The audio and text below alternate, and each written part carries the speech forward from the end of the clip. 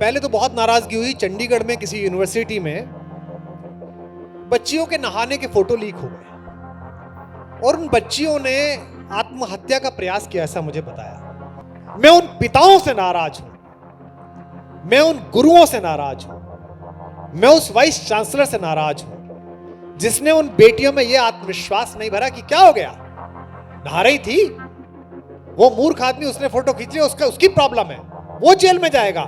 तुम्हारा होना और तुम्हारा चरित्र इस बात से प्रभावित नहीं होता कि किसी ने फोटो खींच ली।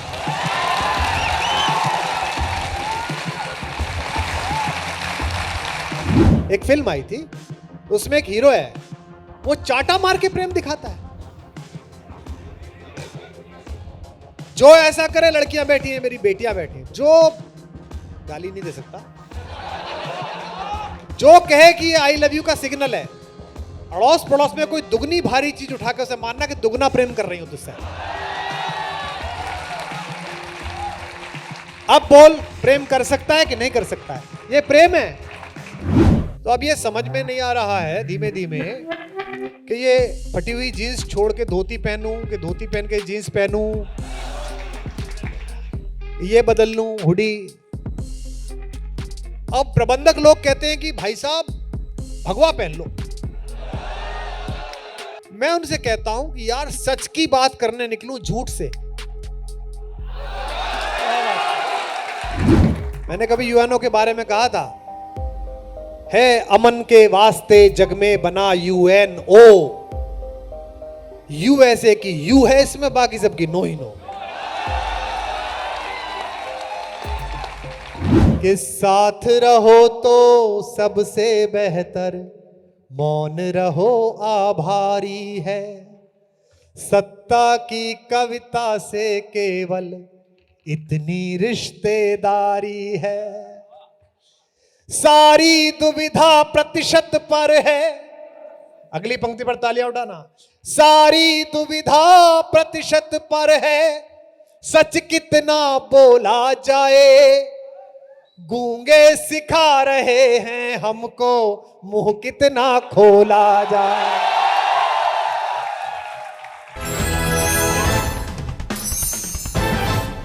अक्सर कहा जाता है कि विद्वान व्यक्ति बातचीत का सिरा खुद मुहैया करा देते हैं।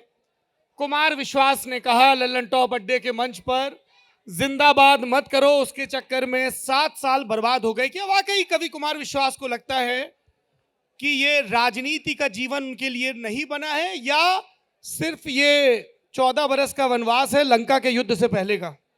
देखो क्या है कि ये मेरी कश्मकश नहीं है। ये इतिहास अगर हम ढंग से पढ़ें किताब से, व्हाट्सएप से नहीं, तो आप पाओगे कि ये हर सच्चे अच्छे आदमी की कश्मकश है। ये चाणक्य की भी कश्मकश है कि मैं व्याकरण पढ़ूं, फेलोशिप ले लूं, या ये जो अहंकारी नंदवंश है इसे उखाड़ फेंकूं।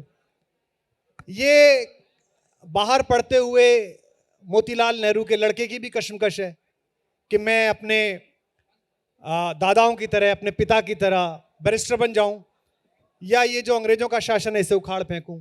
ये गांधी की भी कश्मकश है। ये एक दिन में 1100 चांदी की मुद्राएं लेकर वकालत की एक डेट देने वाले पूज्य भारत रत्न मदन मोहन मालवीय की भी कश्मकश है कि मैं वकालत करता रहूं या शिक्षा के लिए कुछ बड़ा कर दूं।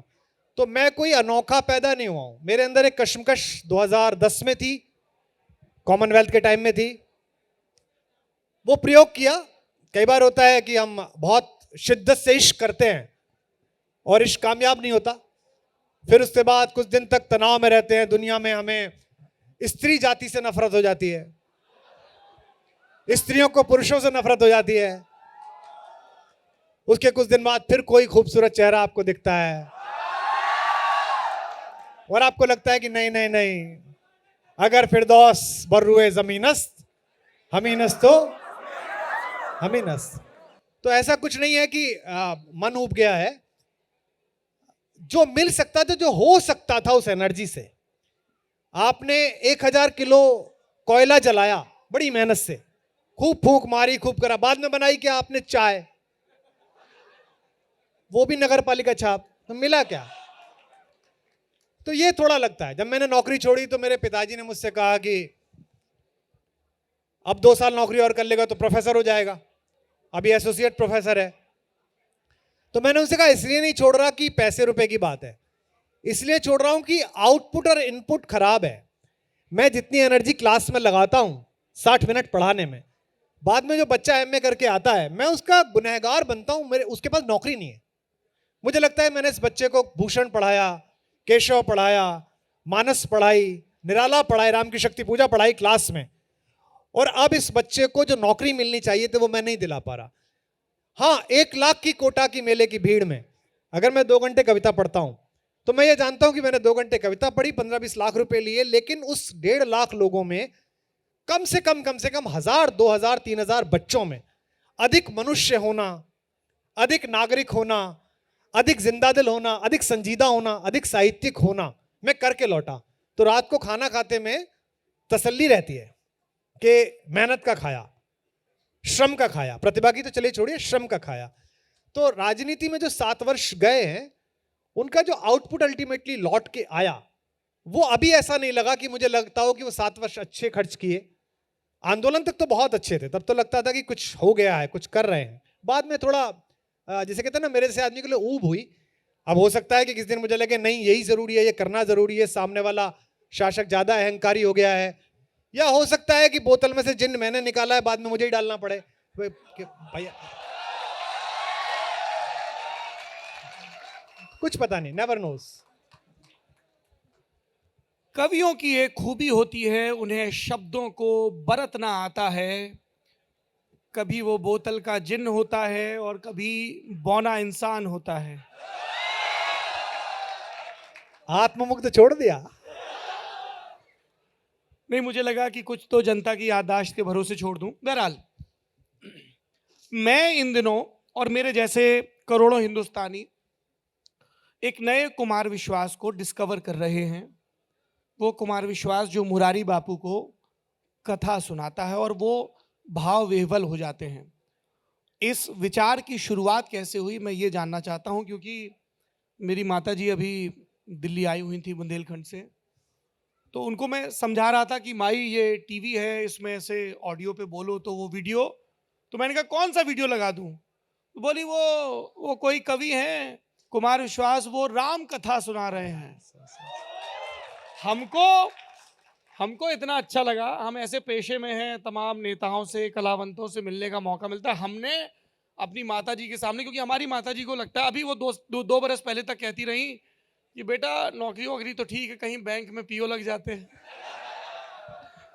तो हमने बड़ी चौड़ में उनको कहा कि हम आपको लगा देते हैं, और हम कुमार भाई को जानते भी हैं, दादा कहते हैं। ये सिलसिला कैसे शुरू हुआ? ये पहले से बात तो मन में थी, लेकिन 4 साल पहले जबलपुर में एक कार्यक्रम था जिसमें नए सिलेक्टेड आईएएस आईपीएस लड़के लड़की थे, उनका सम्मान करना था मेरे हाथों से। तो जब मैं गया तो मैंने अपने ऑफिस से पूछा जबलपुर के होटल में कार्यक्रम कहाँ है, तो उन्होंने कहा मानस भवन में है। तो मुझे लगा कोई मंदिर है क्या, बोले नहीं, यहाँ का जो सबसे अच्छा ऑडिटोरियम है जबलपुर का उसका नाम मानस भवन है। तो मैं गया, राम किंकर जी के हाथों से उसकी नींव रखी गई है, मैं उनको भी सुनता पढ़ता रहा हूँ। मानस मर्मा के पंडित राम किंकर, हाँ, क्या बात थी उनकी, अद्भुत मानस मीमांसा उनकी, मानस मुक्तावली। मेरे बेड के पास जो एक खाना है जिसमें 150 वो किताबें हैं जिन्हें कभी भी पढ़ सकते हो, जिनमें कालिदास ग्रंथावली है, जिनमें शेक्सपियर समग्र है, जिनमें शरद समग्र है, जिनमें चचा हैं गालिब दीवान जॉन है, अब मैंने ही खुद संपादित किए। तो वहां मानस मुक्तावली भी रखी हुई है। मेरे अंदर से उस दिन राम के माध्यम से जीवन प्रबंधन निकला, वो वायरल हो गया एलिमेंट, बहुत लोगों ने देख लिया। उसके बाद कोरोना आ गया। सौरभ, मेरी आपकी बात भी हुई थी जब मैं गांवों में काम कर रहा था। लगभग 2-2.5 हज़ार गांवों में हमने कोविड केयर सेंटर खोले पूरे भारत में। तो मैं उन दिनों अपने खेत में बंद था, अपने खेत में चारों तरफ एक दीवार करके हम लोगों ने 5-6 एकड़ में जगह बना रखी है, वहां बनता केवी कुटीरा, आप लोग देखते होंगे, नेटवर्क पे काफी, सोशल नेटवर्किंग काफी प्रसिद्ध है। तो उस समय मैंने महसूस किया राम कथा को, जो कि मेरे पिताजी भी साथ रहते थे। फिर बोलना शुरू कर दिया।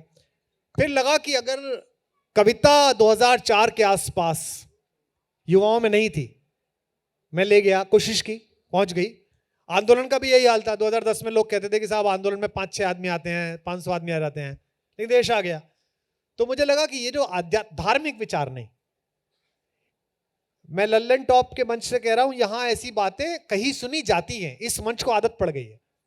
बाकी मंचों पर इनकी आदत अभी नहीं है, पहले हुआ करती थी, छूट गई है। अभी लल्लन टॉप हाशिए पर है, बाकी लोग मुख्य धारा में है। होगा एक समय कि ये वाली वैचारिकी मुख्य धारा में आ जाएगी, और शायद वो वाली वैचारिकी जो किम जोन से डराती है वो हाशिए पे आ जाएगी। इस दुनिया में जितना दुख है, जितना रक्तपात है, जितनी घृणा है, वो धार्मिक कट्टरता की वजह से है। और इस दुनिया में जितना सुख है, जितनी शांति है, जितना प्रेम है, वो आध्यात्मिक चेतना की वजह से है। क्या बात। तो मेरा मन यह है कि आप धार्मिक बने ना बने, आप आध्यात्मिक जरूर बने।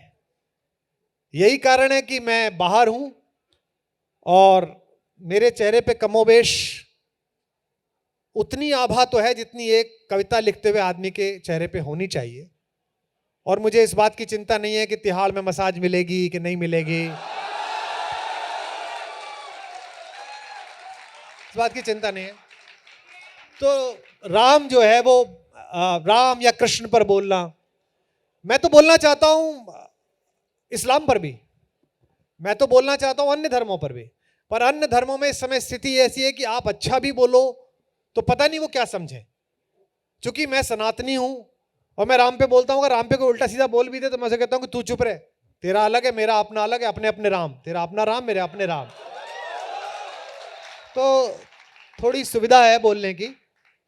राम के बहाने जीवन प्रबंधन, राम के बहाने स्ट्रेटेजी, राम की कम्युनिकेशन स्किल्स, वो कैसे कम्युनिकेट करते हैं, कराते हैं, और कैसे आपके जीवन में और आप जो भी जिंदगी जी रहे हैं इसको अच्छा कैसे कर सकते हैं, इसकी शुरुआत हुई है। और अब मुझे अगर 10 प्रशंसक मिलते हैं एयरपोर्ट पे, उनमें से 2 कविता के मिलते हैं, 8 अपने अपने राम के मिलते हैं। तो अब ये समझ में नहीं आ रहा है धीमे धीमे कि ये फटी हुई जीन्स छोड़ के धोती पहनूं कि धोती पहन के जीन्स पहनूं, ये बदल लूं हुडी। अब प्रबंधक लोग कहते हैं कि भाई साहब भगवा पहन लो, आते हैं, धुआं हो जाएगा, धुआं, कोई नहीं है आप ही हो। मैं उनसे कहता हूं कि यार सच की बात करने निकलूं झूठ से, कितनी गलत बात है। ये जिस दिन उतरेगा उस दिन अंदर से उतरेगा, क्योंकि भगवा शब्द के पीछे अस्तित्व का नकार न और लग जाए तो आदमी भगवान हो जाता है।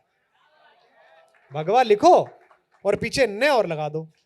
अब अंदर की वासना तो बैलेंसिया के जूते की है, अंदर की वासना तो मर्सिडीज की है, अंदर की वासना तो पॉपुलैरिटी की है, और भगवा पहन लूं तो अभी अंदर से ऐसा नहीं हुआ हूं। मुझे लग रहा है कि किसी दिन हो सकता है कि सुबह जागूं और कहूं कि अब भाड़ में गई, हो गया जो होना था, अब चलो निकलते हैं। निकल जाएंगे, आपको पता चल ही जाएगा। जी कुमार भाई, मैं परंपरागत इंटरव्यू की बजाय इसको एक क्लासरूम की शक्ल देना चाहता हूं। आपने 2 शब्दों का इस्तेमाल किया, धर्म और अध्यात्म। मैं चाहता हूं कि आप वो हजारों दर्शक जो सामने मौजूद हैं और वो करोड़ों दर्शक जो लल्लन टॉप पर वीडियो में देखेंगे, इसका फर्क समझा दें, क्योंकि ये फर्क बारीक भी है और बृहत भी है। उदाहरण के साथ, 2 भगवान हैं, एक भगवान जो मुझे महसूस होता है और एक भगवान जो मुझे महसूस कराया जा रहा है। 2 भगवान हैं, एक भगवान जिसके होने को मैं हर पल आप जैसे लोग अनुभव करते हैं। काले काले बादलों के बीच सफेद बगलों की पंक्तियां गुजरती हुई चैतन्य महाप्रभु देखते हैं और उस सौंदर्य को देख के अभिभूत होकर बेहोश हो जाते हैं। यह भगवान किसी पुरोहित ने, किसी मौलवी ने, किसी फादर ने, किसी प्रीस्ट ने दिखाया नहीं था कि ऐसा भगवान है। भगवान उसमें दिख गया था। एक भगवान है जो गली में जाती हुई एक छोटी बच्ची को उछल के चलते हुए देख को आपको उसके पैरों में महसूस होता है। एक भगवान है जो अनायास आई हुई पीड़ा में जिसे आप पुकारते हैं। एक भगवान है जो मौसम के अच्छे हो जाने पर अचानक पॉल्यूशन खत्म हो जाए, बारिश हो जाए, आप कहते हैं ओ भगवान, वाओ। एक भगवान है।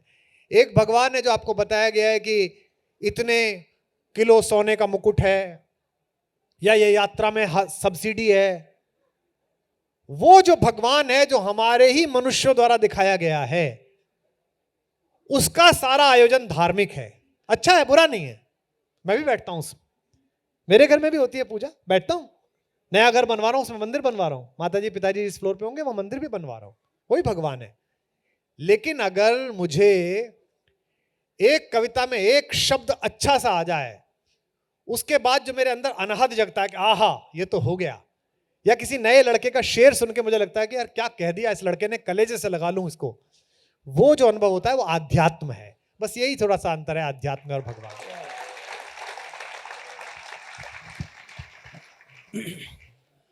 अपने अपने राम हैं, अपना अपना रास्ता तय करना होता है उन तक पहुंचने का। कबीर के राम, तुलसी के राम, वाल्मीकि के राम, कंबन के राम, कितने ही राम। और जब भी हम राम की जिंदगी में किसी भी दिशा, किसी भी पगडंडी से दाखिल होते हैं, तो कुछ मार्मिक प्रसंगों को चीन्हते टटोलते चलते हैं, जो हमें कुछ ज़्यादा छू जाते हैं, कुछ ज़्यादा महसूस करते हैं, कुछ ज़्यादा दीप्त करते हैं। कुमार विश्वास जब उस महामानव, मेरे पुरखे, मेरे और मेरे पुरखों के सबसे बड़े रूपक के जीवन में दाखिल होते हैं, तो वो कौन से मार्मिक प्रसंग हैं जहां पर ठिठक जाते हैं? मैं मूलतः कर्म से जो काम करता हूं और जो कविता लिखता हूं, उसमें मेरे ज्यादा निकट कृष्ण होने चाहिए, और हैं अभी। कन्हैया बहुत निकट है, लेकिन कन्हैया जैसा होना सरल है, राम जैसा होना कठिन है। जैसे मैं लोग कहते हैं ना कि मैं ऐसा हूं, मैं वैसा हूं, है ना। गालिब का एक शेर है चचा का कि हर एक बात पे कहते हो तुम, तू क्या है, तुम ही कहो ये अंदाजे। बड़ी मशहूर गजल है, रगों में दौड़ने फिरने के हम नहीं कायल, जब आंख किसी ने टपके तो फिर चिपक रहा है लहू से बदन पे पैराहन। आई लव यू, क्या लड़का है, क्या बात है। हमारी जेब को अब हाजत, जला है जिस्म वहां जा भी जल गई होगी। अब बोल, कुरेदते हो जो अब राख जस्तजू क्या है। हाँ अच्छा है, याद हो रहा है सबको। तो ये जो मैं है, जब जटायु उनको मिले, तो जटायु मूलतः क्या है, हमने क्या पढ़ा रूपक में कि जटायु के पंख टूट गए। जटायु मूलतः एक फाइटर प्लेन के पायलट हैं, और वो एक ऐसी टेक्नोलॉजी है जिसमें दूसरे जहाज में क्या हो रहा है उसका वॉइस सैंपल भी कलेक्ट कर सकते हैं। उन्होंने अपने स्क्रीन में यह देखा कि दूसरे जहाज पर एक किडनैपिंग हो रही है। उन्होंने उस वॉइस सैंपल को डेटाबेस में डाला और पता चला कि यह वॉइस सैंपल मिथिला की राजकुमारी और मेरे परम प्रिय मित्र दशरथ, जिनके साथ में देवासुर संग्राम में लड़ा था, उनकी बहू की आवाज है। उन्होंने वो किडनैपिंग रोकने की कोशिश की, जो कि एक अकेले सिपाही को करनी चाहिए। उन्होंने वेट नहीं की कि पीछे से आए कोई, सिपाही मोर्चे पे होता है तो अकेला लड़ता है। उन्होंने कोशिश की। डेफिनेटली रावण का जहाज बड़ा था, मिसाइल से लैस था, एयरफोर्स 1। हर रावण के पास ऐसा ही होता है।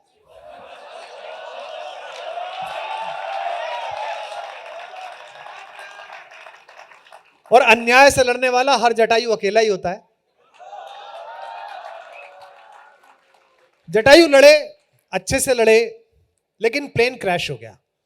प्लेन क्रैश हो गया, नीचे आकर गिरे तो सेफ लैंडिंग नहीं हुई, लेकिन चोट लगी, बहुत सीरियस चोट लगी। किसी ने राम को बताया कि वहां एक प्लेन क्रैश हो गया है। एक सच्चे ह्यूमैनिटेरियन होने के नाते राम वहां मदद के लिए पहुंचे। राम ने उनसे कहा कि मैं दशरथ का पुत्र राम आपको प्रणाम करता हूं, आप कौन है? तो वो रोने लगे। उन्होंने कहा तू मेरे दोस्त का बेटा है, तेरा बाप और हम एक साथ लड़े थे बेटा। तो राम ने उनको क्या कहा? तात, चाचा कहा। देखो मुझे रोमांच हुआ है अगर आपका कैमरा पकड़ता हो तो। अब ऐसी बातों को करते हुए रोमांच लेके राजनीति में जियोगे, दारू का हिसाब दोगे, कैसे हो पाएगा बताइए आप।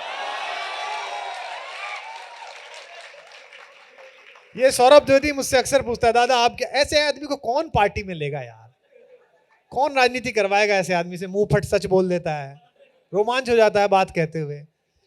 तो उन्होंने पूछा कि चाचा मैं आपका इलाज करा दूं, मैं आपको ट्रॉमा सेंटर ले चलूं? उन्होंने कहा बेटा ब्लीडिंग बहुत ज्यादा है, पुराने आदमी थे, मैं बचूंगा नहीं। तो उन्होंने कहा कोई बात नहीं कि मैं अपने पिता का अंतिम संस्कार नहीं कर पाया था, मुझे इस बात की आज्ञा दीजिए कि मैं आपका बेटा बन के आपका अंतिम संस्कार करूं। और आपको पता है दक्षिण में कावेरी के तट पे उन्होंने अंतिम संस्कार। यहां सुनने वाली बात है, ये सीखो राम से। जटायु ने पूछा कि अब मैं स्वर्ग जा रहा हूं, वहां तुम्हारे पापा मिलेंगे, उनसे क्या कह दूं? राम जैसा पुरुषार्थी बेटा, जिसकी पत्नी का अपहरण एक दैत्य करके ले गया। किसी ने भी बोल दिया कि पता नहीं कौन, मैंने वो ट्वीट भी कर दिया, फिर भसड़ मच गई। मैं तो मची जाती है अक्सर मेरे ट्वीट पे कि मेरे वो भी सीता हाँ, वहीं से सीखे हो तुम भी। पर तुम्हारा तो काम है मचवाना, मेरा तो काम भी नहीं है। पता नहीं मेरे से क्यों मचती है। और यहां नहीं, विदेश में वो चंद्रयान थोड़ा खराब लैंड हुआ तो वहां के एक बड़े पत्रकार है, उसने मेरे को ट्वीट कर दिया, और भाई शायर आजम उतर गया जहाज। मैंने उसको पलट के ट्वीट करा, वो ब्लॉक करके भाग गया। भाई चंद्रयान 1 सेंटीमीटर, तो मैंने कहा तू तो रहने दे, क्योंकि झंडे पे चांद होना और चांद पे झंडे होने में औकात का अंतर होता है।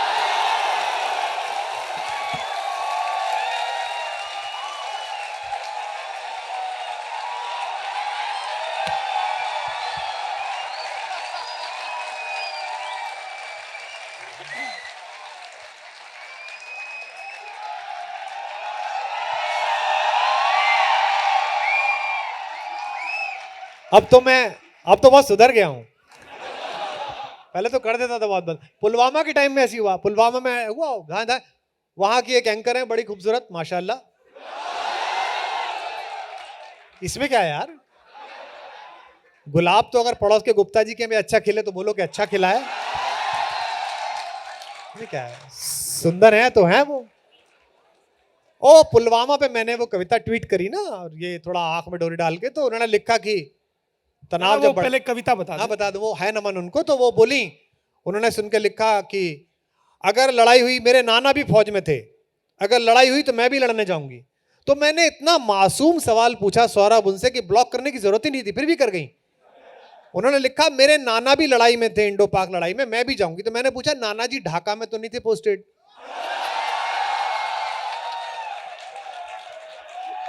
ब्लॉक करके बताइए।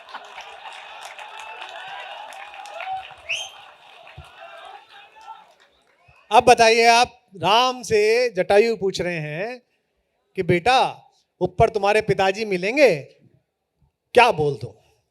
अब ये राम की सौम्यता देखो, मैं 3 बातें एक लाइन में मानस से सुनाऊंगा। उनकी शालीनता, जिसके कारण वो मर्यादा पुरुषोत्तम है, धीरोदात्त है ना। उनका पौरुष है ना, इक्ष्वाकु वंश प्रभवो रामो नामा जनश्रुत धैर्यवान धृतिमान, जो ऐसे हैं। और तीसरा उनका कमिटमेंट कि जो सोचा है वो कर ही लूंगा, चाहे वो रावण हो चाहे वो कोई हो। एक बात उन्होंने कही, मानस में वहां पढ़ रहा था, ठिठक गया मैं, अब लगातार पढ़ लेता हूं। वो एक ऐसी चीज है जो केवी कुटीर पे भी रखी है, मेरे बेड के बगल में भी रखी है, मेरे ड्राइंग रूम में भी एक कॉपी रखी है। सबको पता है कि जहां बैठे हैं ये, वहां थोड़ी देर बाद कभी भी कोई नहीं है तो मानस मांग लेंगे, मानस ला दो, कभी भी कहीं से खोल के पढ़ लो। क्या बढ़िया बात कही, सुनो जवान लड़कों लड़कियों, देखो कहा कि तुम्हारे पिता से क्या कह दूं? तो राम ने कहा उनसे कुछ मत कहना कि उनकी बहू का अपहरण हो गया, ये मत कहना। भाई आपके साथ कुछ गलत हो जाए और आपके पिताजी के पास कोई जा रहा तो ये थोड़ी पसंद करेंगे कि बता दें ऐसा हो गया। वो कहते हैं जो मैं राम, अगर मैं राम हूं, देखो कोई अहंकार नहीं, कोई गुस्सा नहीं, कोई वो नहीं, वो जो सड़क पे कहते हैं ना पकड़ के, जानते हैं मैं किसका बेटा हूं, जानते? भाई हो सकता है तुझे कंफ्यूजन हो या उन्हें कंफ्यूजन हो, इसे क्या पता किसका बेटा है। जानते हैं मैं किसका बेटा हूं? आप लोग जानते हो मेरे पिताजी का नाम, नहीं जानते ना? मेरे पिता मेरे कर्मों से गौरवान्वित हों तो पुत्र के रूप में मेरा अच्छा काम है, अन्यथा मैं, आप जानते हो सौरभ के पिताजी का? नहीं, बट हाँ इनकी माता जी ने कहा कि कुमार विश्वास को सुनती हूं, तो मेरे मन में पहली बात क्या जगी, मैं आज तक सौरभ के घर नहीं गया, बट अब की बार वो जब भी आएंगी मैं स्पेशली समय लेके जाऊंगा अम्मा से मिलने, ताकि अम्मा को लगे कि लड़का सही काम करता है, इसे भी जानता है, बताओ ये भी घर आ गया। तो राम क्या कहते हैं, आप देखो, ये मुझे रोमांचित करता है।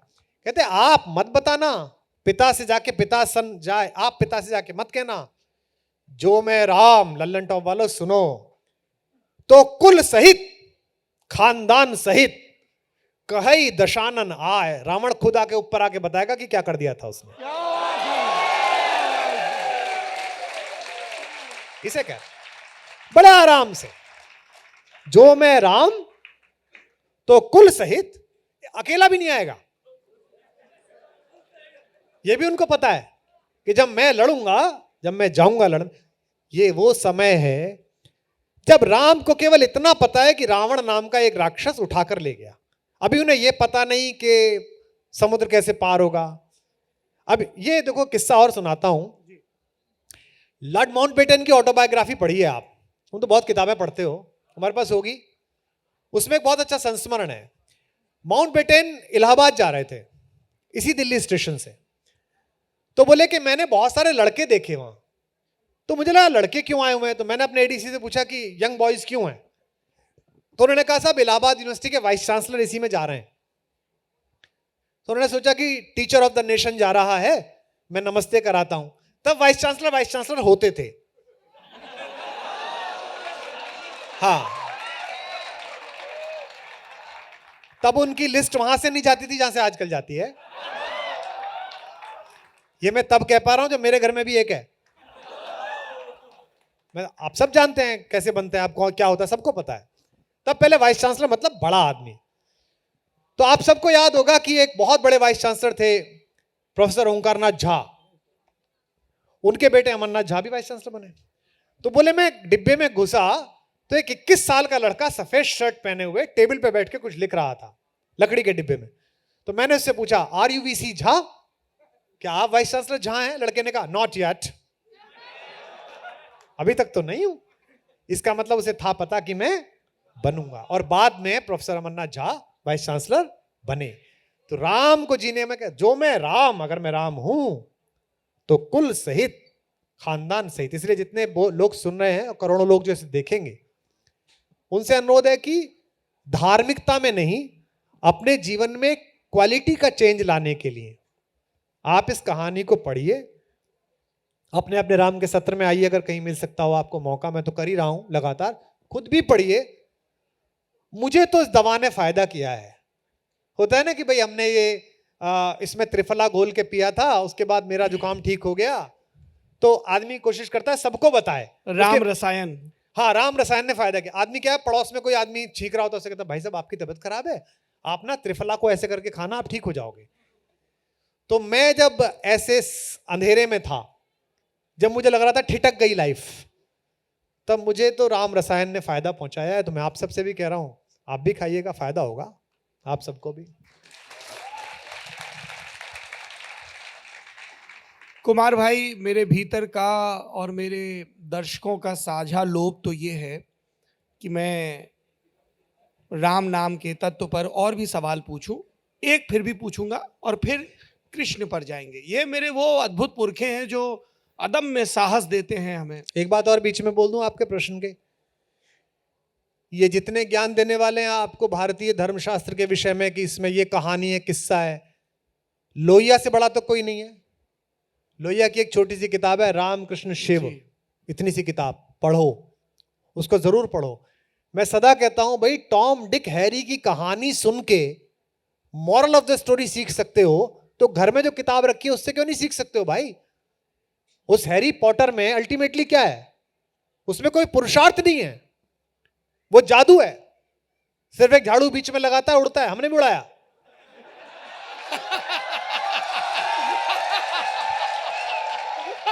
कोई पुरुषार्थ नहीं है। राम तो पुरुषार्थ है। शिव की संकल्पना तो सहकारी, समाजवादी और साम्यवादी समाज का शीर्ष है। कृष्ण की संकल्पना तो नेतृत्व की संकल्पना है। इसलिए पढ़ो। मतलब मैंने बीच में, सॉरी, आपका प्रश्न नहीं काटा। नहीं, मैं तो अक्सर ये दादा लल्लन टॉप पे कहता भी हूं कि अगर आपको भारतीयता के तत्व को समझना है तो राम मनोहर लोहिया जी को जरूर पढ़िए। पूरी ग्रंथावली है मस्तराम कपूर के संपादन में। मिट्टी। जी, मेरा सवाल ये है कि एक पद हम बार बार सुनते हैं, सब पर राम तपस्वी राजा। ये बड़ा नीति पर, शासन पर, जैसे हम फ्लोर ओपन करते हैं, कल नेता नगरी शूट कर रहे थे, उसमें भी इतना रोष है, निराशा है, एक फिर भी लौ है अकंपित सी नागरिक होने की, आदमी होने की, जो कहते हैं पुरखे की आस उस दर से छूटती ही नहीं, जाके देखा न जाके देख लिया। ये तपस्वी राजा की अवधारणा अगर आप समझाएं। दुनिया में स्टेट की पहली थ्योरी जिस जमीन पर आप लोग बैठे वहां से निकली है। हमारी समस्या यह है कि, और यह हमारे अंदर एक दिन में नहीं आई है, ये 1000 साल में हमारे अंदर आरोपित की गई है। मैं उन लोगों में नहीं हूं जिन्हें पौंगापंथियों की तरह पीछे ही सब कुछ अच्छा दिखता हो, लेकिन मैं उन लोगों में भी नहीं हूं जिन्हें बाहर की कुछ चमक दमक के कारण बाहर ही सब कुछ अच्छा लगता हो। जैसे मैं फ्लोरेंस गया तो वहां मेडिचीज की एक बहुत बड़ी गैलरी है, उसको देखने के लिए गया तो मेरी बेटी ने मुझसे पूछा, बैंक सबसे पहला मेडिची ने बनाया, ऐसा बोलते हैं। बाद में पोप प्रॉब्लम करने लगा तो उन्होंने अपना लड़का पोप ही बना दिया। भारत में भी कुछ मेडिची जुगाड़ में रहते हैं। अभी तो वो अपना गोद लेके बना रहे हैं, किस दिन हो सकता है अपना ही बना दें, कोई दिक्कत थोड़ी है, 2-4 मेडिची है, बना सकते हैं। तो सबसे बड़े सेठ थे मेडिची यूरोप के। मेरी बेटी ने कहा कि बताइए, बैंकिंग भी इन्होंने शुरू करी। अब हमको पढ़ाया नहीं गया है। बुद्ध जातकों में कथा आती है, अब इसका मतलब मेडिची से तो पहले ही है बुद्ध, मेडिची तो यही 200-250 साल के हैं। उसमें कथा आती है कि एक सेठ का पैसा लेके एक बौद्ध भिक्षु मर गया, तो सेठ वो पहुंचा बौद्ध मठ में, उसने बाहर हल्ला मचाया, मेरे पैसे मेरे पैसे। अंदर बुद्ध बैठे हुए थे। बुद्ध ने कहा क्या हो गया? बोले जी ये पैसे लेके मर गया। तो उन्होंने कहा भाई पैसे किस काम के लिए लिए थे? मठ के काम के लिए कि पर्सनल यूज के लिए? तो पता चला आधे पर्सनल यूज के लिए थे, आधे मठ के काम के लिए थे। तो बुद्ध ने कहा कि जो मठ के काम के लिए थे वो मठ से दे दो, जो पर्सनल यूज के थे वो भिक्षा मांग के दे देंगे। तब बुद्ध के समय में पहली बार धन कैसे लिया जाएगा, धन कैसे दिया जाएगा, इसके नियम तय हुए। रेशम के काम पर उधार नहीं दिएगा मठ, मछली पालन के काम पर नहीं देगा मठ, बैलगाड़ी बनाने के काम पर नहीं देगा मठ, क्योंकि बैल के प्रति हिंसा होगी, और किस किस पर देगा ये बना। यानी कि बैंकिंग की शुरुआत वहां से हुई। तो ये तपस्वी राजा का जो कंसेप्ट है, ये भारत में सबसे पहले, राजा अगर तपस्वी है, अंदर से विदेह है, विदेह शब्द का मतलब है देह में होते हुए भी देह में न होना। मिथिला की राजकुमारी सीता के पिता योगी भी हैं शरण जिनके जो अनासक्त गेही, जय जय राजा जनक पुण्य देही विदेही। मैथिली शरण गुप्त ने कहा अगर राजा के मन में यह है कि मैं तपस्वी हूं, मैं तपस्या कर रहा हूं, तभी वो राम राज्य की स्थापना कर सकता है। तो इसीलिए मैंने अपनी कविता में लिखा, वो जो कविता इन दिनों आप सुनते हैं, राम दृष्टा भी हैं राम सृष्टा भी हैं, राम दृष्टि भी है राम सृष्टि भी है। ये देखिए पीछे से इशारा हो रहा है कि दादा संदर्भ दे रहे हैं, पर थोड़ा। राम दृष्टा भी है, राम दृष्टि भी है, राम दृष्टा भी है, गाओ। राम दृष्टि भी है, राम दृष्टा भी है, राम सृष्टा भी है, राम सृष्टा भी है, राम सृष्टि भी है। अब जो बात सौरभ ने कही वो पंक्ति आ रही है, गाइएगा और तालियां भी दीजिएगा। राम मनहर भी हैं और मनस्वी भी हैं। राम और अगली पंक्ति गाने के साथ साथ जिनके हाथ खाली हैं उनकी तालियों में गूंजे। राम मनहर भी हैं और मनस्वी भी हैं। राम और राम राजा भी हैं। राम राजा भी हैं और तपस्वी भी हैं। राम और रावण को तो इससे पहले दो लोग और मार चुके थे, एक सहस्त्रबाहु और एक बाली। लेकिन राम के पराजित करने पर ही दशहरा क्यों मनता है? क्योंकि इससे पहले अहंकार को राजाओं ने हराया। ये राजाओं की लड़ाई थी। पहली बार कॉमन मैन ने हराया, पहली बार एक सामान्य आदमी ने हराया, पहली बार एक वल्कल पहने हुए आदमी ने रावण को हराया। और इस कहानी का सौरभ प्रतीक शास्त्र बहुत अच्छा है। इसमें 3 नगर हैं, 3 सभ्यताएं हैं। एक अयोध्या, अयोध्या क्या है? दिल्ली। एक है किष्किंधा, किष्किंधा क्या है? बस्तर, है ना? जल जंगल जमीन जिसको लेकर लड़ाई चलती है। डीएफओ कहता है तेंदुपत्ता मेरा है, और डीएफओ आया कहां से? मसूरी से पढ़ के, आईआईटी से जाके।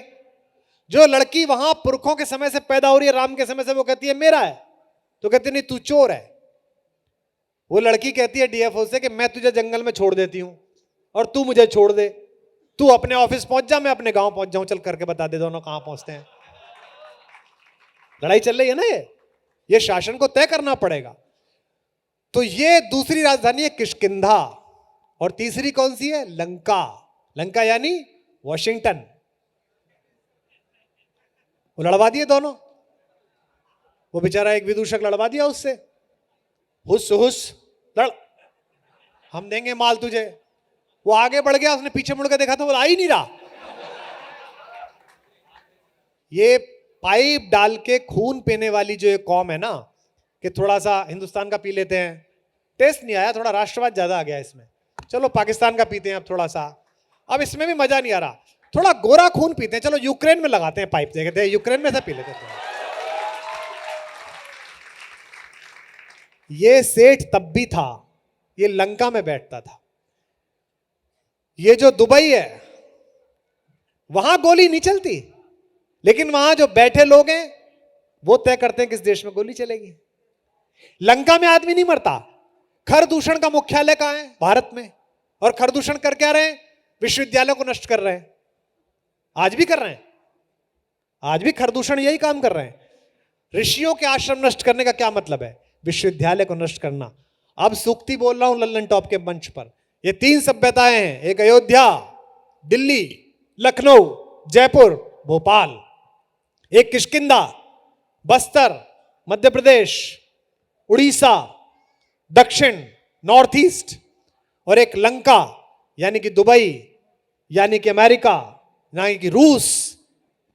अयोध्या को सोचना पड़ेगा कि जब तक किष्किंधा साथ नहीं लोगे लंका नहीं ढहराई जा सकती, लंका नहीं खत्म की जा सकती। अयोध्या को तय करना। सौरभ मगन हो गया कि कथा चल रही है, मैं क्या पूछूं? नहीं, मेरे पास मेरे हिस्से के सवाल खूब हैं। तुलसी के वंशज हैं, जिज्ञासा पर ही जिएंगे। दादा, राम से कृष्ण पर आते हैं। आपने कहा कृष्ण होना आसान है बनिस्बत राम के, पर एक सामान्य मानवी के तौर पर जब हम कृष्ण की कथा को देखते हैं, छोटे थे, जिसके होने की भविष्यवाणी भर से उसकी मां को त्रास मिलने लगा, कष्ट मिलने लगा। जो पैदा हुआ तो उसे मां की गोद छोड़नी पड़ी, जिस पर लांछन लगे, कभी गांधारी ने, कभी किसी ने, जिस पर इल्जाम लगा कि तूने बंधु बांधवों को मार दिया, जिससे द्रौपदी ने पूछा कि केशव तुम कहां थे। इतना अपने हिस्से का ताप और फिर भी चित्त शांत और चेहरे पर स्मित का भाव। हम सब 2022 में जब मुखातिब हैं इस सवाल से, हमारे हिस्से में जरा से विषाद आते हैं, कुछ सोशल मीडिया से, कुछ समाज से, कुछ दफ्तर से, कुछ घर से हम परेशान हो जाते हैं। वो कृष्ण तत्व कैसे जागृत किया जाए, ये बताइए। कृष्ण राम से आगे की यात्रा है। राम ने जो जो छोड़ा वो कृष्ण ने किया। राम आपके अंदर का योद्धा, आपके अंदर का अच्छा मनुष्य जगाते हैं। कृष्ण ये बताते हैं कि अगर अच्छा मनुष्य लंपटों के चक्कर में पड़ जाए तो उनकी फाइल कैसे निपटानी है, उन्हें कैसे समाप्त करना है। वैसे भी मैं कहता हूं कि राम ने जो जो छोड़ा वो कृष्ण ने पूरा किया। राम ने पूरे जीवन एक बार गाली खाई, कभी गाली नहीं मिली उनको। वो भी जब शादी करने गए मिथिला में। यहां बिहार के बच्चे बैठे होंगे। यह अकेला प्रदेश है मिथिला जिसने तीनों लोगों के स्वामी को पटरे पे बिठा के गालियां बकी। फेरे के टाइम में खूब गालियां बकी। गुरु वशिष्ठ भी मुस्कुराते रहे। लक्ष्मण थोड़े अनॉयड हुए क्योंकि भाई साहब को गाली पड़ रही। महिलाओं ने गाया कि भाई पता नहीं तुम्हारे यहां कैसे पैदा होते हैं लोग बाग, बताओ खीर खाई तुम्हारी अम्मा ने, तुम पैदा हो गए। लक्ष्मण ने तपाक से कहा, बोले हमारा तो खीर खा के पैदा हुए, तुम्हारे तो गमले में जमीन में उग गई भाई। तो वशिष्ठ ने आंख तरेनी के चुप रहे। ये एक सिस्टम है, इसमें करा जाता है ऐसा। और अब जो बात कह रहा हूं देखो वो मजेदार है। एक बार गाली खाई राम ने, वो भी वशिष्ठ ने रुकवा दी, लक्ष्मण जी ने रुकवा दी। इतना शौक चढ़ा कि जब कृष्ण बनकर आए तो गली गली गाली खाई, हर जगह गाली खाई। राम इन्वॉल्व है, कृष्ण कैटलिस्ट हैं। जिन्होंने साइंस पढ़ी होगी, राम तो बाकायदा एक पदार्थ है, राम रसायन, जो किसी भी खराब चीज में इन्वॉल्व होकर उसको ठीक कर देते हैं। कृष्ण क्या है, अंदर रहते हुए बाहर खड़े हुए हैं। आप पूछो महाभारत में कृष्ण की क्या भूमिका है, कुछ भी नहीं। और महाभारत हो किसकी वजह से रहा है? कौन जीतेगा ये कौन तय कर रहा है? कौन हारेगा ये कौन तय कर रहा है? दुर्योधन के पत्ता किसने लपेटवाया? कोई फजीता हो उसको लास्ट में खोद के देखो, आखिर में। इसे कहते हैं इन्वॉल्वमेंट से बाहर रहना। राम इन्वॉल्व हुए, राम दुखी हुए। एक बात और बताऊं, राम निकाले गए, कृष्ण निकले।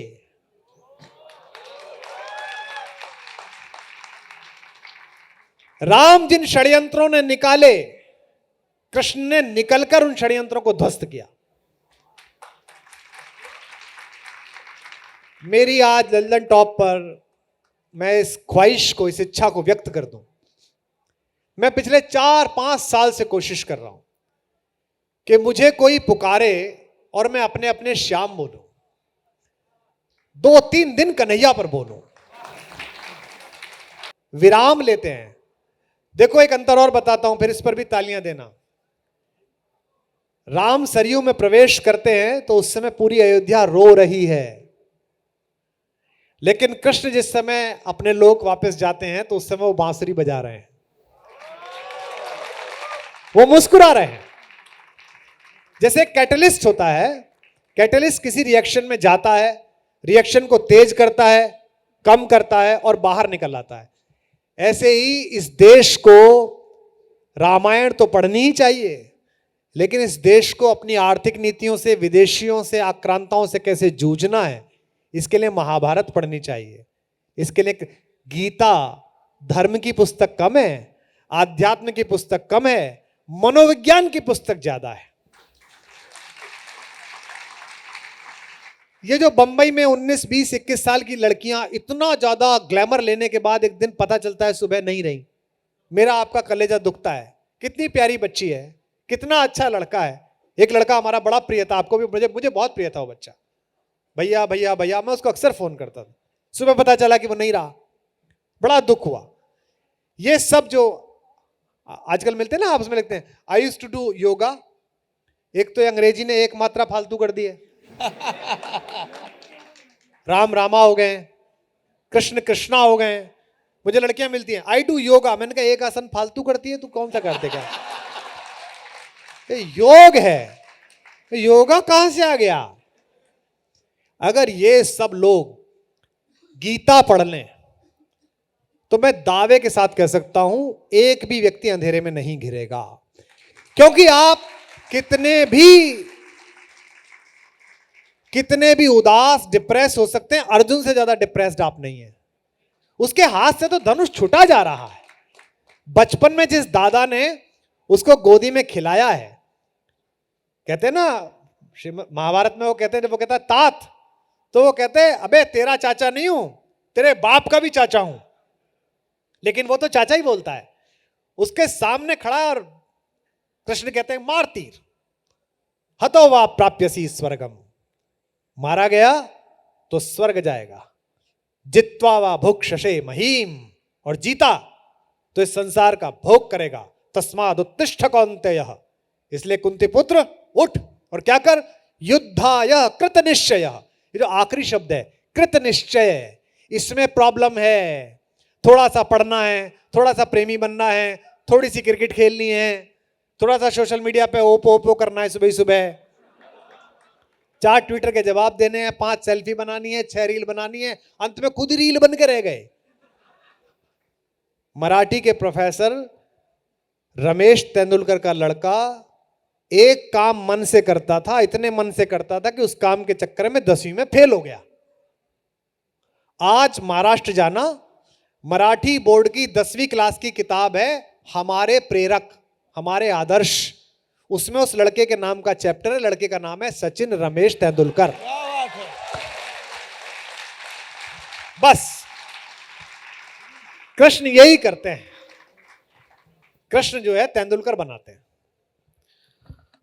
हम जब भी राम और कृष्ण की गाथा का जिक्र करते हैं, अक्सर हमारी नज़र इस महागाथा के जो बहुत ही प्रेरक स्त्री चरित्र हैं, वाह, उन पर उतनी नहीं जाती है। मैं चाहता हूं आप सीता और द्रौपदी पर भी बात करें। मैं पिछले 4-5 दिन से बहुत नाराज हूं खुद से। पहले तो बहुत नाराजगी हुई, चंडीगढ़ में किसी यूनिवर्सिटी में बच्चियों के नहाने के फोटो लीक हो गए और उन बच्चियों ने आत्महत्या का प्रयास किया, ऐसा मुझे बताया। मैं उन लड़कियों से नाराज नहीं हूं, मैं जिसने लीक किया उससे भी इतना नाराज नहीं हूं। मैं उन पिताओं से नाराज हूं, मैं उन गुरुओं से नाराज हूं, मैं उस वाइस चांसलर से नाराज हूं जिसने उन बेटियों में यह आत्मविश्वास नहीं भरा कि क्या हो गया, नहा रही थी, वो मूर्ख आदमी उसने फोटो खींच लिया, उसकी प्रॉब्लम है, वो जेल में जाएगा। तुम्हारा होना और तुम्हारा चरित्र इस बात से प्रभावित नहीं होता कि किसी ने फोटो खींच ली।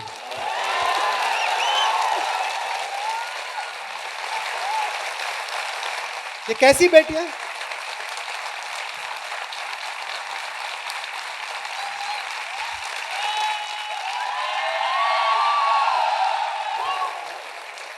ये कौन लोग हैं? हमारे यहां आप देखो, हमारे यहां पंचकन्याओं में कौन पूजित है? माता मंदोदरी, तारा, सीता। हमारे यहां पंचकन्याओं में कौन पूजित है? वो लड़कियां। और एक बात बता दूं, इस हॉल में बैठे हुए लड़कों में उधर भी बोल के आया हूं, अब दुखी हूं इस 3 दिन पहले जो घटना हुई है, 4 दिन पहले जो घटना हुई है, उस नीच, उस पिशाच से तो नाराज हूं ही। मैं उन सारे लोगों से नाराज हूं जो उसके आसपास थे। मैं उस लड़की से नाराज हूं, वो अब नहीं है। पुनर्जन्म को मानता हूं, कभी मिलेगी, ऊपर मिलेगी तो उससे कहूंगा बेटा ये गलत था। और जितने भी लड़के यहां हैं, अगर तुम्हारे आसपास एक स्त्री घटित हो रही है, बेटी के रूप में, बहन के रूप में, मां के रूप में, प्रेमिका के रूप में, पत्नी के रूप में, सहकर्मी के रूप में, तो समझो कि ईश्वर जिंदगी के सबसे खूबसूरत तरीके से तुम्हारे आसपास टहल रहा है, तुमसे मिलना चाह रहा है। आपने उसका फेसबुक प्रोफाइल देखा? वो क्या प्रवचन दे रहा है? पटाखे मत चलाओ, कुत्ता डरेगा। तेरे अंदर जो पशु है, तेरे अंदर जो जानवर है, मैं जजमेंटल नहीं हूं, अभी निर्णय नहीं आया तो मैं कुछ बोल नहीं रहा हूं। लेकिन यहां जितने लोग बैठे हैं, ये जो एक फेसबुक पर, इंस्टा पर, ये जो चेहरा बनाने की प्रक्रिया है, ये जो फिल्टर लगाने की प्रक्रिया है, लड़कियों, जो फिल्टर लगाकर तुम्हें पसंद करता है वो समझो पूरी जिंदगी फिल्टर लगी आंखों से तुम्हें देखता रहेगा, ध्यान रखना।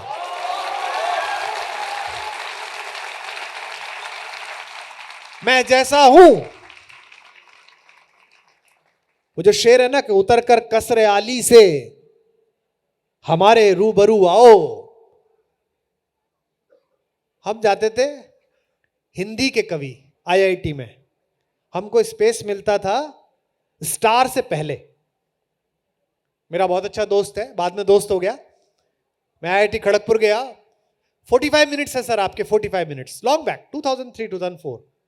अच्छा क्या वो सोनू सर आएंगे, सोनू सर वो परफॉर्म करेंगे, उससे पहले आप, सोनू निगम जी, उनका 8 बजे से शो था, मुझे 7:15 बजे मंच मिला। मैंने 7:15 बजे से 8:30 बजे तक पढ़ा और खूब इतना गर्म कर दिया। अगले दिन हम कामाख्या मंदिर दर्शन के लिए गए तो सोनू निगम ने मुझसे कहा, यार तुम गजब आदमी हो, अब तुम्हारे साथ शो नहीं करना मेरे को यार। मैं सारी एनर्जी डल कर दी। तो धीमे धीमे उसको खींचा रबड़ को, फिर ये हुआ कि अब अकेले आपके ही होंगे। फिर कवियों के होने लगे, नीरज जी जाने लगे, बशीर बद्र जाने लगे। तो मैं नाराज हूं उन लोगों से जिन्होंने उस लड़की को इतना अकेला छोड़ा, उन दोस्तों से, और मैं नाराज हूं उस लड़की से। मेरा एक शेर है, खुद से भी मिल न सको इतने पास मत होना, इश्क तो करना मगर देवदास मत होना।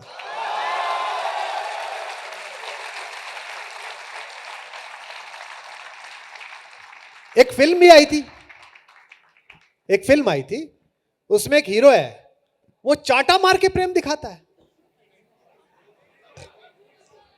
जो ऐसा करे, लड़कियां बैठी हैं, मेरी बेटियां बैठी हैं, जो गाली नहीं दे सकता, जो कहे कि ये आई लव यू का सिग्नल है, अड़ोस पड़ोस में कोई दुगनी भारी चीज उठाकर उसे मानना कि दुगना प्रेम कर रही हूं तुझसे। अब बोल, प्रेम कर सकता है कि नहीं कर सकता है? ये प्रेम है? प्रेम तो ये है, शेर सुनो और दाद दो, किसी का है याद नहीं, कृष्ण के पांव में पड़े छाले, कृष्ण के पांव में पड़े छाले, राधिका धूप में चली होगी।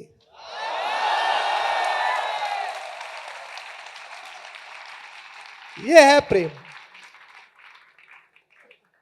उलझ के ऐसे, मेरा दोस्त था देवल आशीष, उसका शेर है, मेरा जिगरी यार था वो, उलझ के ऐसे मोहब्बत का फलसफा रह जाए, उलझ के ऐसे मोहब्बत का फलसफा रह जाए कि तुझ में और खुदा में न फासला रह जाए, कि तुझ में और मोहल्ले की सामान्य लड़की पर कविता लिखी हमने और पूरी दुनिया में सुनाई, पैसे कमाए, शोहरत कमाई, उसे तो पता भी नहीं कि क्या चल रहा है। हो सकता है लल्लन टॉप देखे, हाँ हाँ, हो सकता है लड़का ही कहे उसका, मम्मी देखो ये आदमी बहुत अच्छा सुनाता है, इसको सुनो। उलझ के ऐसे मोहब्बत का फलसफा रह जाए कि तुझ में और खुदा में न फासला रह जाए। लव यू देवल। शेर सुनो कि तुझको तुझको देखा है हमने, तुझको सोचा है हमने उस जगह से, तुझको सोचा है हमने उस जगह से जिससे तू अब अगर खुद को भी देखे तो देखता रह जाए।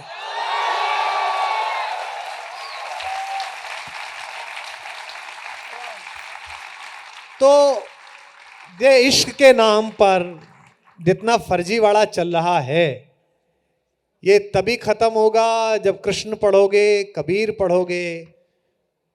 और लड़के लड़कियों, प्रेम दर्शन का विषय है, प्रदर्शन का विषय नहीं है। कुमार दादा कह रहे थे समेटा जाए, क्या आप चाहते हैं कि समेटा जाए? देखिए, मैं तो यहां जनता की ताबेदारी करता हूं, लल्लन टॉप के मंच पर कैमरे के पीछे लाल फूल नीला फूल।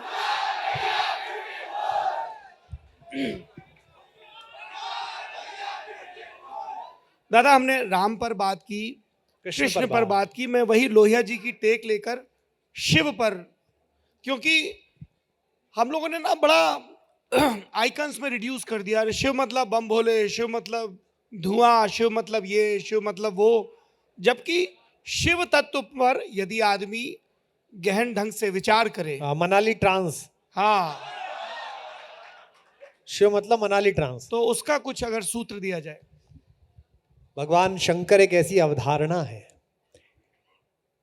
आप घर में एक बात देखते थे, मैं तो देखता था भाई, मैं तो कस्बे में पैदा हुआ, तो मुझे याद था कि मुझे बचपन में नहीं पता था, कोई सब्जी अच्छी लग गई तो मैं और मांगता था। जैसे लेट आया और मैंने माँ से कहा कि सब्जी और दो, तो मेरी बहन कहती थी मुझसे बड़ी, जिसने मेरे को नाम दिया कुमार विश्वास, विश्वास कुमार को, मुझसे कहती थी अरे इसमें से खा ना, ये है, ये इसमें से खा। तो मेरी समझ में नहीं आता था कि मैं माँ से मांग रहा हूं, ये क्यों दे रही है। क्योंकि वो लड़की थी, वो देखती थी कि सब्जी उतनी ही बची है जितनी माँ खा सके, तो वो कहती थी इसमें से खा ले, मुझको नहीं पता था। और माँ कहती थी कि नहीं नहीं नहीं, नहीं मेरे पास है, मैंने अलग से रखी है, इसको ले। माँ आपको कभी पता नहीं चलने देती कि सब्जी खत्म हो गई, उसके अक्षय पात्र में कभी खत्म हो।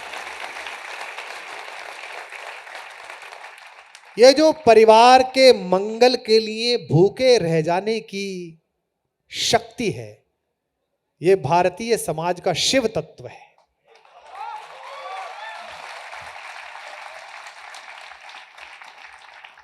ये जो बेटे के पैर अपने बराबर होते ही अपना नया जूता ये कह के पिता देते हैं कि अरे अनुज तू पहन ले, मेरे को काट रहा है। काट नहीं रहा उनको लगता है ये जा रहा है, इसे ये पहन ले। ये जो पिता है, उर्मिलेश जी का शेर है, अनुभवों की पाठशाला में युवा होकर मैं दिल्ली आता था रेडियो पर काम करने के लिए। मेरा कैरियर रेडियो से शुरू हुआ। युववाणी में मैंने काम किया। शोभा मित्तल जी एक पैक्स होती थी, उन्होंने हमें बुलाना शुरू किया, 60 रुपए मिलते थे। तो फिर हम महफिल करने लगे, मनभावन करने लगे, हवा महल करने लगे, 2-3 तरह के प्रोग्राम करने लगे। तो जब मैं आता था तो एक लास्ट बस आती थी शिवाजी स्टेडियम से पिलखवा, डीटीसी की, मैं उसमें बैठकर आता था। और मेरे घर से जो जगह थी वो करीब 1.5 किलोमीटर थी अरुण जी। और मेरे पिताजी 1.5 किलोमीटर जाड़े में शॉल डाले हुए और वहां मेरे भाई के साथ घूमते रहते थे। मेरे को इतना गुस्सा आता था कि यार जब मैं आ ही जाऊंगा और ये पूरा रास्ता मकानों से घिरा हुआ है, पहुंच क्यों प्रतीक्षा चल रही है। तब समझ में नहीं आता था। आज मेरी बेटी बड़ी हो गई, वो एंटरप्रेन्योर है, अपनी कंपनी चलाती है, बाहर से पढ़ी है। वो एक मीटिंग के लिए जाती है, गुड़गांव में प्रेजेंटेशन है पापा, 7 बजे तक आ जाऊंगी। मुझे पता है वो गाड़ी लेकर गई है, उसके साथ ड्राइवर है, उसके साथ उसकी सेक्रेटरी है। मुझे पता है कि वो कुमार विश्वास की बेटी है, कोई भी बात होगी तो मुझे फोन करेगी। उसके बाद भी कहां पहुंचे बेटा, कहा आ रही हूं पापा, ट्रैफिक है। तो मुझे शेर याद आता है उर्मिलेश जी का, अनुभवों की पाठशाला में बड़े होकर, अनुभवों की पाठशाला में बड़े होकर हम पिता का दर्द समझे हैं पिता होकर। तो ये जो पिता के अंदर का तत्व है, ये शिव तत्व है। भारत के पास खाने का अनाज नहीं था। भारत के एक प्रधानमंत्री ने कहा अगर पूरा देश एक दिन भूखा रहे तो इतना अनाज बचेगा कि पूरा देश घर में खा सके। मैं सोमवार को खाना नहीं खाऊंगा। पूरे देश ने सोमवार को खाना खाना छोड़ दिया। मेरे पिता 86 वर्ष के हो गए। भारत अब अन्न वापस भेज रहा है बाहर। वो आज के दिन भी नहीं खाते।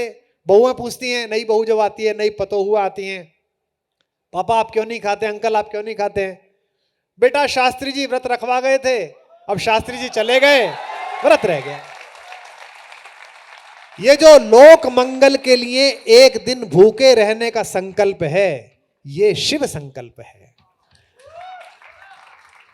पूरी मनुष्यता को अमृत मिल सके, इसके लिए मैं अपने गले में जहर को रोक कर रखूं, ये जो संकल्प है ये शिव संकल्प है।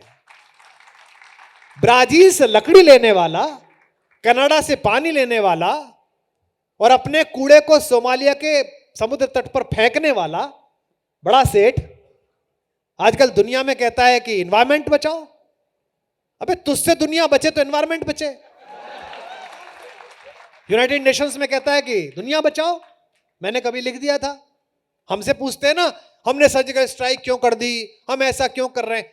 तू जब घुसा था अब्टाबाद में और उस चूहे को पकड़ के लाया था, तूने पूछा था यूएनओ से ये पकड़ के लाऊं कि नहीं लाऊं? लाया था ना पकड़ के।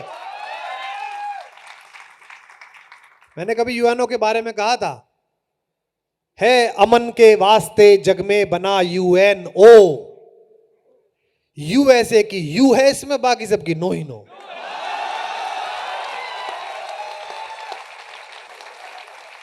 तो शिव सिखाते हैं, शिव तत्व सिखाता है। मुझसे लोग कहते हैं कि आपके पास तो इतने राज दफन है इसमें, आप बोलो, आप कहो, लोगों का भरोसा टूट जाएगा। लोग सोचेंगे ऐसा भी होता है क्या, अरे ऐसा भी हुआ था क्या। छोड़ो, अब वो अपने रास्ते पर है, मैं अपने रास्ते पर हूं। मैं राम पर बोल रहा हूं तो काल लेमी पर क्यों बोलूं। तो ये जो शिव तत्व है जगत के मंगल के लिए, अपनी मां को आज के बाद नई दृष्टि से देखना, उसके अंदर शिव है। अपने पिता को जो अपने बजट से काट के पैसे देता है, उसको देखना, उसके अंदर शिव है। वो जो टीचर जो आईआईटी पास नहीं कर पाया था लेकिन जिसने हजारों आईआईटी निकाल दिए, उसके अंदर शिव है। वो जो टीचर जो आईएएस नहीं बन पाया, जिसने हजारों आईएएस निकाल दिए, उसके अंदर शिव है। वो जो पत्रकार जो केवल अखबार में कोने की रिपोर्टिंग करता रह गया था और उसका तेवर पकड़कर, उस प्रभाष जोशी का तेवर पकड़कर लोग बाग आकर बोलने लगे, उस प्रभाष जोशी के लेखन में शिव तत्व था। यही शिव है, यही शिव का तत्व।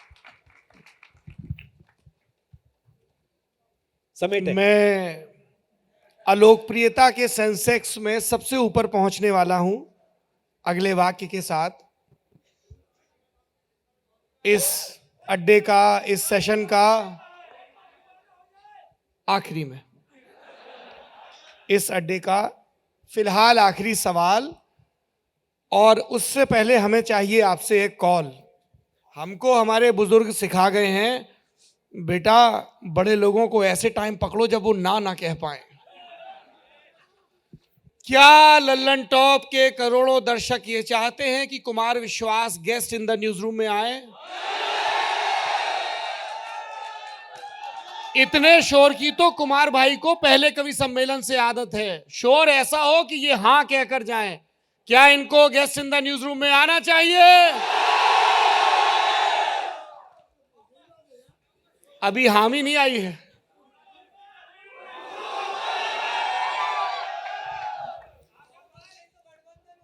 आएंगे आएंगे आएंगे। आएंगे। इस अड्डे का आखिरी सवाल, कवि का काम है कि वो कुछ कहे और करुणा उपजे, अपनी भाषा में कहे। कभी क्रौंच पक्षी के रुदन को देखकर कहे, कभी इस वास्ते कहे कि राम जी की कथा सुनाऊं, और कोई पेड़ के ऊपर शुक के रूप में कहे, तुलसीदास चंदन घिसत तिलक लेत रघुवीर। और वो करुणा जो उपजे तो हमारे भीतर का आदमी कुछ ज्यादा इंसानियत से भरपूर हो और हमारे भीतर का नागरिक कुछ ज्यादा सजग हो। कवि कुमार विश्वास ये जो हजारों लाखों करोड़ों नागरिक बनने की प्रक्रिया में लोग हैं, देख रहे हैं, उनसे आज के युग पर क्या कहना चाहेंगे? हमारे यहां कविता क्यों की जाए इस पर भी श्लोक है, जो साहित्य के विद्यार्थी बच्चे बैठे हैं उनको याद होगा। बताया है कि कविता क्यों की जाए। काव्यम यशसे कृते, कुछ कारणों से करना चाहिए कविता। पहला कारण क्या? यश, आपको लोकप्रियता मिले। काव्यम यशसे कृते, अर्थ कृते, दूसरा काम अर्थ, पैसा मिले आपको। व्यवहार विदे, आपका व्यवहार अच्छा हो। कुछ लोग होते हैं ना, हर मुलाकात में एक शेर सुनाते हैं, एक शेर अर्ज है, उनका व्यवहार अच्छा हो जाता है, वो लोकप्रिय हो जाते हैं। काव्यम यशसे कृते, अर्थ कृते, व्यवहार विदे। चौथा, शिवत्व रक्षये, लोक में शिवत्व की रक्षा हो, लोक का कोई बड़ा काम हो। आप एक ऐसी बात कहिए, पूरा देश परेशान हो चुका था एक बाहर से आई हुई सत्ता से, लोगों को लगता था कि अब कोई उपचार नहीं है। तुलसी आए और उन्होंने कहा कि भिखारी को न भीख बली, बनिज को बनिज न चाकर को चाकरी, जीविका विहीन लोग सिद्धिमान सोच, अब कहें एक एकन सो कहां जाए का करी। और तुलसी ने कहा कोई दिक्कत नहीं, समरथ बड़ो सुजान सो साहिब, राजा राम जगत विजयी हैं। ये भ्रष्टाचार, ये बेरोजगारी, ये छोटे छोटे अहंकारी राजा 10 5 साल के, हाँ कितने साल के, 10 साल के, लाल किले के सामने से गुजरना, जिसकी नोक पे उसकी जूती रखी रहती थी ना, वो सोचता था पूरी दुनिया मेरे नीचे है, उसी पत्थर के नीचे पीपल जम गया है। सबका खत्म हो जाता है, इनका भी खत्म हो जाएगा, इसमें क्या बात है, कुछ समय के मेहमान है। तो तुलसी ने कहा चिंता मत करो, ये तो बहुत छोटी है विदेशी सत्ता, वो तो तपस्वी था और अकेला जाके मार आया, तो ये काम है। फिर ये भी कहा है कांता सम्मित उपदेशे, लड़कियों में लोकप्रिय हो ना, कांता प्रसन्न हो, पत्नी प्रसन्न हो, प्रेमिका प्रसन्न हो, इन हेतुओं की वजह से की जानी चाहिए कविता। मैंने कोई भी कविता इस हेतु से बाहर नहीं कही। मैं महीनों कविता नहीं लिख पाता हूं, और यहां लेखक बैठे हैं, बच्चे बैठे हैं जो लिखते पढ़ते हैं, मैं जानता हूं, पहचानता हूं, ये सब बच्चे लिखते हैं। कभी अंदर से कविता ना आए तो मत लिखना भैया, जब तक वो फोड़ के बाहर ना आए। और तुम कोई नए नहीं हो, रामधारी सिंह दिनकर जी ने 13 वर्ष कविता नहीं लिखी थी। उर्वशी की भूमिका पढ़िए, वो रोते थे कि मेरी सरस्वती सूख गई क्या, अचानक एक दिन फोड़ के अंदर से निकली और उर्वशी निकली। और उन्होंने लिखा भी उर्वशी की भूमिका में कि मैंने नहीं लिखी, मैं तो चेतना सरोवर के तट पर गया था जहां ये ग्रंथ लिखा लिखाया पड़ा हुआ, यूं लिखा था, मैं उठा के लाया। बाबा क्या कहते, बाबा कहते स्वांत सुखाय तुलसी रघुनाथ गाथा, अपने मन के लिए लिख रहा हूं भैया, आपको पसंद हो तो आप भी सुन लेना। तो मैंने तो अपने मन के लिए लिखी थी भैया, अब भी जो लिखता हूं अपने मन के लिए लिखता हूं, और वो जनता को पसंद आ जाती है, कई बार नापसंद भी आती है। आप देखो कि कांग्रेस के हैंडल भी मेरी कविता ट्वीट करता है, भाजपा भी ट्वीट करती है, वो तो वहीं जाके बोला है काशी में, कंकर कंकर मेरा शंकर में, लहर लहर अविनाशी हूं मैं, काशी हूं मैं, काशी हूं। और एक तो हमने कविता पढ़ पढ़ के बनाई दी पार्टी। तो राम जी का सदा भारत है, जो भर के ले जाए लोटा उसका है। दादा, आपसे बात करना मेरे लिए और मेरे जरिए हमारे करोड़ों दर्शकों के लिए हमेशा ही शिक्षाप्रद भी होता है। और ललन टॉप जैसे एक चीज़ पर बहुत जोर देता है, ज्ञान लेकिन रुक्षता मुक्त, ज्ञान आनंद के साथ, ज्ञान जो आपको बेहतर इंसान बनाए। जब भी हम आपसे बात करते हैं तो हमारी चेतना समृद्ध होती है। बहुत बहुत धन्यवाद, शुक्रिया। एक आखिरी बात और कहनी है मुझे। जी दादा। क्योंकि ललन टॉप कम से कम, जिसे अंग्रेजी में इग्नाइटेड माइंड्स कहते हैं ना, जागृत मस्तिष्क देखते हैं। नाम इसका लल्लन टॉप जरूर है, लेकिन लल्लन नहीं देखते इसको। जो लल्लन टॉप कर चुके होते हैं वो इसको देखते हैं।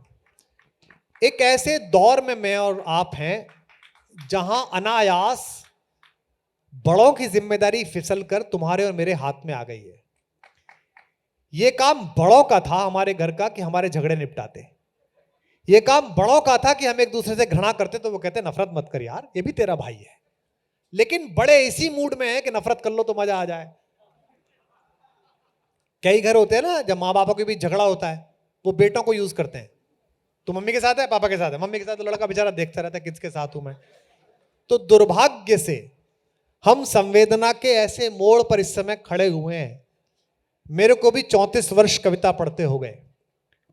2 सितंबर 1988 को अरुण जी, मैंने 17 साल की उम्र में पहली बार पब्लिक परफॉर्मेंस में कविता पढ़ी। आज मुझे 34 इयर्स हो गए। मैंने राम मंदिर आंदोलन भी देखा, मैंने मंडल आयोग का समय देखा, राजीव गोस्वामी को जलते हुए अपनी आंखों के सामने, सब देखा मैंने। लेकिन अभी क्या हो गया है कि आग तो शायद उतनी ही बराबर है जैसे पहले कभी लगी होगी। अभी नीचे वितरण के लिए नलियां बहुत लग गई हैं। ट्विटर है, इंस्टा है, फेसबुक है, कुछ भी लिखा जा रहा है, कुछ भी। वो तो अलग ही विश्वविद्यालय है। अच्छा, इस बार तो उसको मालिक भी ऐसा ही पैदल मिल गया है, ट्विटर वालों को, जैसा चल रहा है वो। तो आप सब लोगों से, कुछ बड़े भी होंगे मुझसे, कुछ सीनियर्स को भी देख रहा हूं, लेकिन मेरे जो छोटे भाई बहन हैं, जो मेरे जूनियर्स हैं, जो बेटियां हमारी बैठी हैं, मेरे भाई बैठे हैं, बच्चे बैठे हैं, इनसे मेरी इतनी अपील है, थोड़े और सजग हो जाओ। और अगर कोई भी प्रकार की घृणा कहीं भी किसी जाति के प्रति, समाज के प्रति, धर्म के प्रति, प्रवृत्ति के प्रति आपको मिले, तो आप केवल इतना ज्यादा ना काम करें, आप इतना काम करें उसको वहीं रोक दें, उसको अपने ऊपर से गुजर जाने का माध्यम ना बनाएं। क्योंकि ध्यान रखना, विष अगर आपके कंठ से उतरकर आगे पहुंचा तो आपके कथन को भी जहरीला बनाकर जाएगा। बहुत धन्यवाद, बहुत शुक्रिया।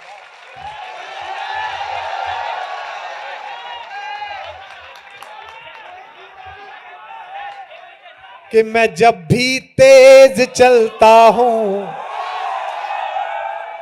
पहले बैठो, सब बैठो, 1 2, सब बैठो, 3, एक साथ नीचे, एक साथ, हाँ एक साथ, पीछे पीछे बच्चों को बैठ जाओ, बैठ जाओ, बैठ जाओ, बैठ जाओ, बैठ जाओ, बैठ जाओ, बैठ जाओ, बैठो बैठो बैठो बैठो। सुनो, कि साथ रहो तो सबसे बेहतर, मौन रहो आभारी है। कि साथ रहो तो सबसे बेहतर, मौन रहो आभारी है। सत्ता की कविता से केवल इतनी रिश्तेदारी है, सारी दुविधा प्रतिशत पर है। अगली पंक्ति पर तालियां उठाना। सारी दुविधा प्रतिशत पर है, सच कितना बोला जाए, गूंगे सिखा रहे हैं हमको, मुंह कितना खोला जाए। मौन रहो तो सबसे बेहतर, साथ रहो आभारी है। सौरभ, मैंने कविता क्यों उठाई, इसका एक बंद और सुना दूंगा, जो कहीं नहीं सुनाया है वो सुना दूंगा। कि हक के लिए लड़ो मर जाओ, जग को बतलाने वाले, इस पर मसाज कराने वाले। हक के लिए लड़ो मर जाओ, जग को बतलाने वाले, आत्ममुग्ध बौने स्वराज का परचम फहराने वाले। हमको बच्चा समझ रहे हैं, हमको बच्चा समझ रहे हैं, खुद को बहलाने वाले। और आज जो आपने आज तक पर वीडियो देखा है, उसे एक लाइन में समेट दिया था तब, 3 साल पहले, तब की कविता है ये। हमको बच्चा समझ रहे हैं, खुद को बहलाने वाले, शॉल ओढ़ कर घी पीते हैं, त्यागी कहलाने वाले। शॉल ओढ़ कर घी पीते हैं, त्यागी कहलाने वाले। इतने हल्के हैं, इतने हल्के हैं, इतने हल्के हैं, कहते हैं इतने, फिर तालियां तैयार रखना। इतने हल्के हैं, कहते हैं हमें नहीं तोला जाए, गूंगे सिखा रहे हैं हमको, मुंह कितना। आखिरी बंद सुनिएगा। कि सिंहासन के सम्मुख नत शिर, हाथ जोड़ जाने वाले। सिंहासन के सम्मुख नत शिर, पीठ में दर्द होने लगा है क्योंकि सीधी रही सदा। हाथ जोड़ जाने वाले, गिरवी जिह्वा से शासक की कुंठा सहलाने वाले। अगर इस परिसर में चिंगारियां ना पैदा हो तो मैं कवि किस बात पे अगली 2 पंक्तियों पर। गिरवी जिह्वा से शासक की कुंठा सहलाने वाले, पद्म विभूषित हुए जा रहे, कोरस में गाने वाले।